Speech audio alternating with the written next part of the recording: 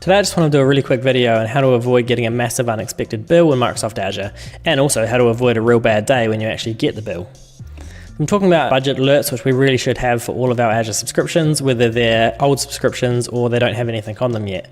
Let me just jump over to the browser and we'll jump through a couple of the considerations and we'll quickly set up one of these alerts. So here I am over in Azure Calculator. The reason why I'm here is, let's assume that we've got a net new subscription, there's nothing in it, and you want to know, how do I decide how much money to set my budget for? So Azure gives you this really helpful tool, Azure Calculator. It's awesome. You can get extremely accurate estimates of what you're going to spend. But if nothing else and you just want a general rough idea, you can come in here and just sort of put in the big resources. So that's what I'm going to do here today. Let's imagine that we're going to deploy 5 virtual machines. I can just hit virtual machine, and I don't think that added. No, let me try that again. Okay, let me just create a new quote here. There we go. That looks like it finally added. So I've added a virtual machine and I'm going to have a storage account. And if you can't see the resource here in the favorites that you need to add, then you can just simply search for it here. For example, if I was going to have DNS, then there it is.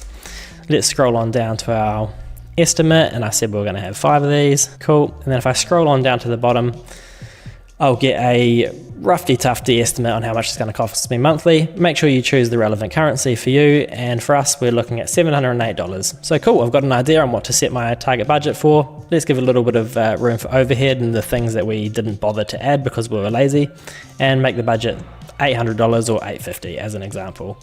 Now the other situation is you've already got a subscription, so I'm going to jump into my demo tenant here, go to the cost analysis where I have a subscription called Demo.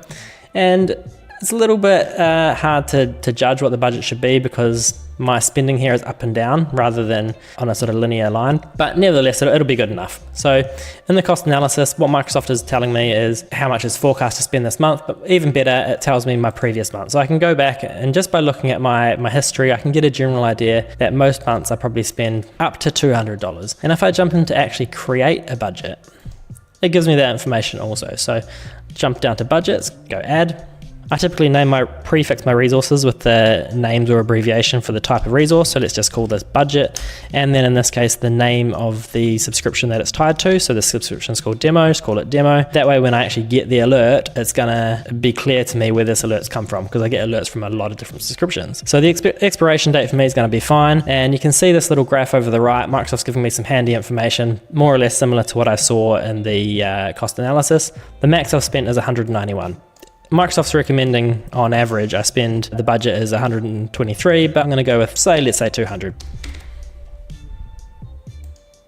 Cool. In this window here, you can just choose whether you want to be alerted to the actual spend, which means you're going to get alerted once you've already spent the money. Or if on like the 2nd or 3rd of the month, you're forecasted to go over the budget on the 27th of the month, if you've chosen forecasted, you'll get alerted straight away. So I generally always choose forecasted. So I want to know as soon as Microsoft thinks I'm going to go over later in the month, so I can stop that actually happening. And I generally set the percentage of the budget to be about 95, 100 or 105, somewhere around there. So in this case, it's going to alert me at 190. And we can do an action group to send us an email or trigger a webhook or a workflow or something of that nature. An action group's really outside the scope of this video, so I'm just going to go for the simple option here and add an email address that I want to get this alert sent to. So I'm going to send that to myself.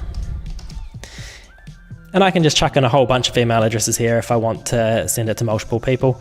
And that's really it. So let's create that budget and jump over to the cost analysis, and we should see a little red dotted line that's come up really quick.